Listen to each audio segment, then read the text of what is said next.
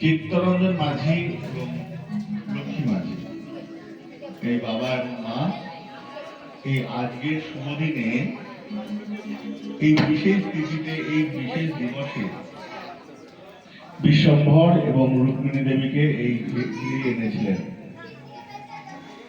সেই দিনটাকে উদ্দেশ্য করে এই আজকের মহোৎসব, আজকের অনুষ্ঠান, আজকের ভাগবতী কথা।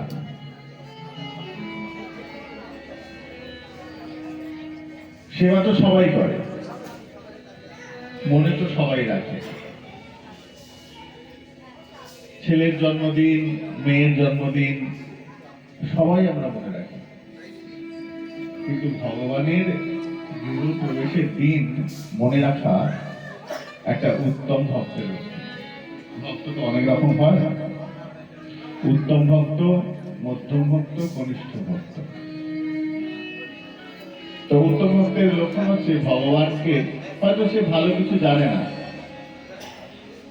প্রথম অবস্থার স্তরে রয়েছে, কিন্তু অন্তঃকরণে ভক্তি দীপ্যমান জ্বলছে। এটা হচ্ছে ভক্তের অন্যতম একটা লক্ষণ। অন্তঃকরণে ভক্তি রয়েছে, তার প্রকাশ হচ্ছে এই অনুষ্ঠান। হয়তো সে অত ভালো করে জানে না, বোঝে না,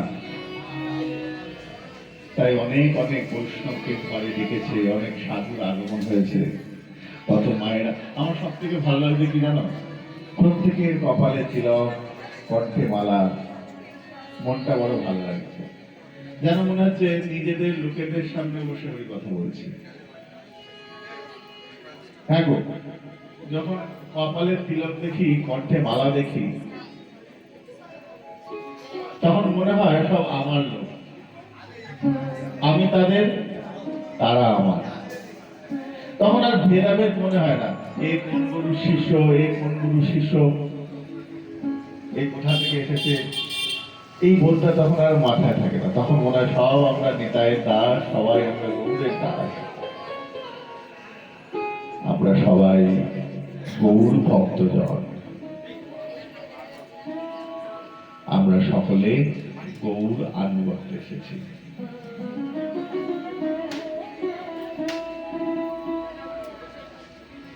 আমরা সবাই গৌর পার্শ্বদ, নবদ্বীপ পার্শ্বদ মহাপ্রভুগণ,